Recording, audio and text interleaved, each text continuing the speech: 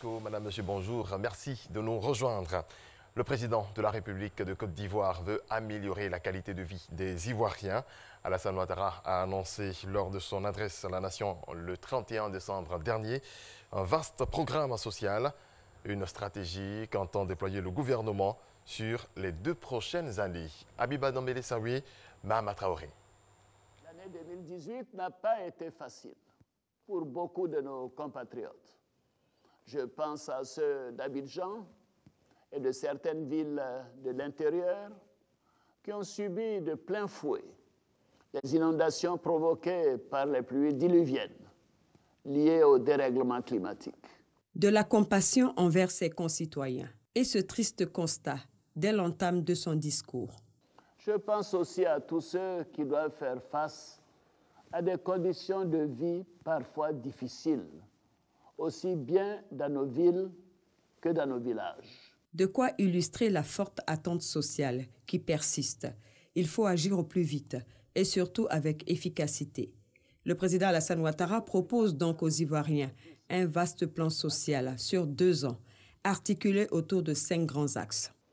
Premièrement, fournir aux populations des services de santé, de proximité et améliorer la protection sociale. Deuxièmement, renforcer les conditions d'accès et de maintien à l'école des enfants de 6 à 16 ans, notamment les jeunes filles, et améliorer les conditions d'études et de vie des étudiants.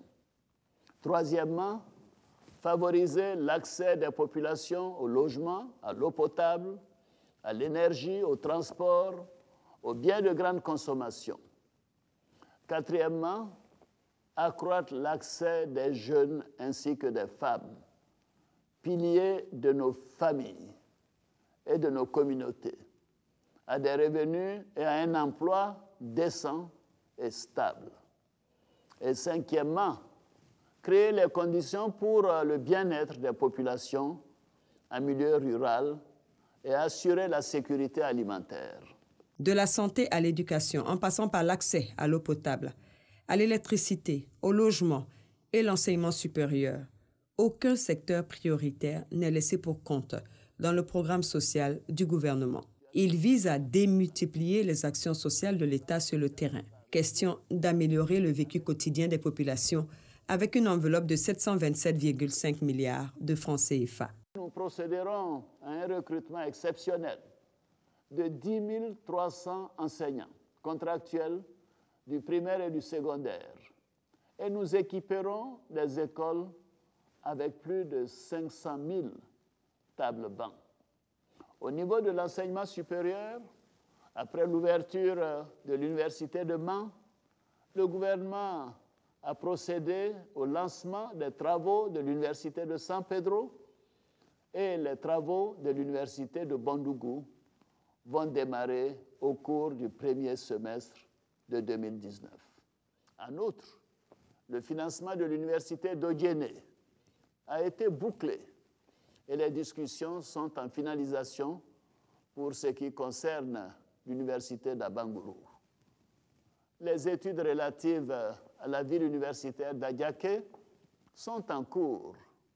Ainsi, notre pays va disposer de 10 universités à l'horizon 2025. Les résidences universitaires seront également réhabilitées et de nouvelles seront construites. Dans le secteur de la santé, après la phase pilote de la couverture maladie universelle, auprès de 150 000 étudiants à travers le pays, la généralisation de la couverture maladie universelle en 2019 sera accompagnée par la construction, la réhabilitation, l'équipement et le rééquipement de près d'une 50aine d'établissements hospitaliers et 600 centres de santé. En tout, 8 minutes dédiées au programme social du gouvernement, soit 1/3 de la durée du message de fin d'année. Autant dire que le président Alassane Ouattara est résolument déterminé à faire taire les critiques selon lesquelles la croissance économique tarde à être inclusive. Et les choses devraient aller très vite, car le gouvernement sera mis en mission dès ce mois de janvier. Lancé en septembre dernier, le concours BRVM FinTech Innovation Challenge 2018 a connu ses 4 premiers lauréats, des jeunes promoteurs de projets venus de la Côte d'Ivoire, du Bénin et du Togo. Le reportage de Cheikh Koné.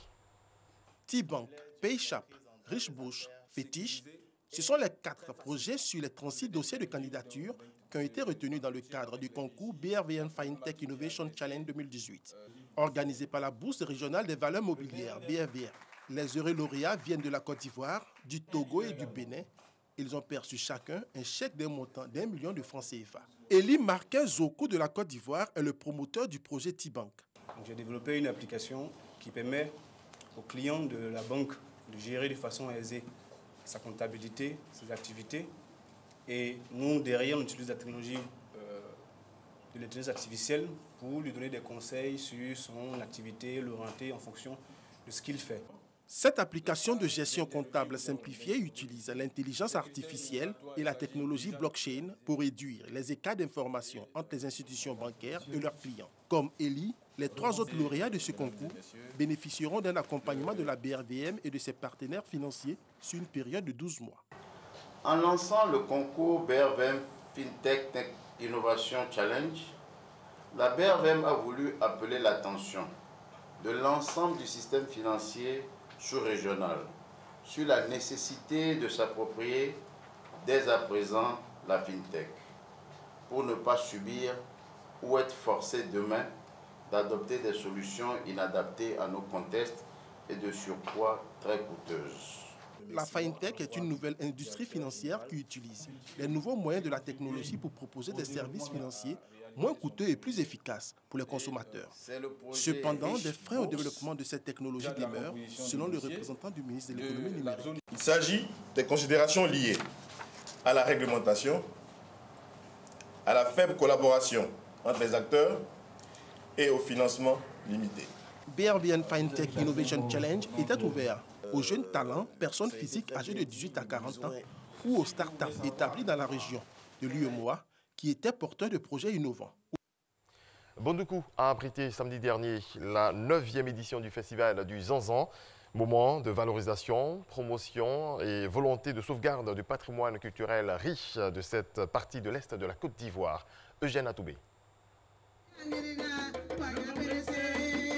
L'image la plus forte de l'édition 2018 du Festival du Zanzan.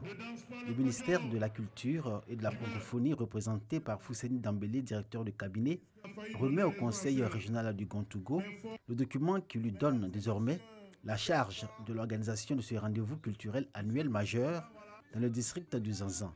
Un vœu exprimé par les autorités traditionnelles, élues et cadres de cette région, veut aujourd'hui exaucer. Il est de notre devoir vraiment de ne pas fignoler, de faire en sorte que cela vraiment connaisse une réussite. Nous allons nous impliquer à fond. Le festival Zanzan, c'est un tiré à part régional. Donc il s'agit d'identifier des danses, de les consolider, d'avoir une mémoire, de sorte que ces danses-là ne disparaissent pas. Au-delà de toute considération politique, tout le monde doit pouvoir se retrouver pour apporter ce qu'il peut pour que ce festival-là puisse être véritablement un festival à la dimension de notre espérance. Le Festival du Zanzan est né en 2008 à l'initiative du ministère de la Culture et de la Francophonie à l'objectif de valoriser le riche patrimoine de cette zone géographique, le promouvoir et le sauvegarder.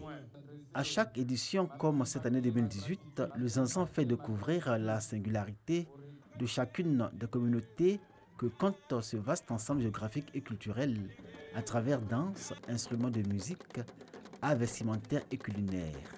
Le Conseil régional du Gontogo, à qui revient désormais la charge d'organiser le Festival du Zanzan, devra assurer son illustration et sa pérennité.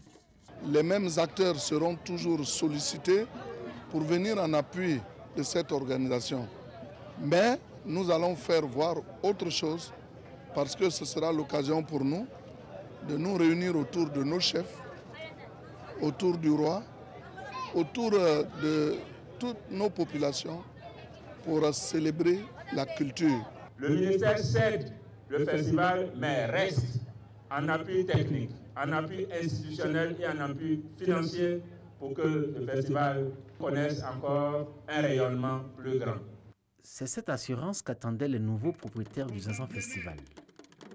Si en guise de remerciement, le conseil régional du Grand-Togo a offert au ministre de la Culture une chaise royale, il n'en demeure pas moins que les élus et cadres de cette région mesurent leur nouvelle responsabilité.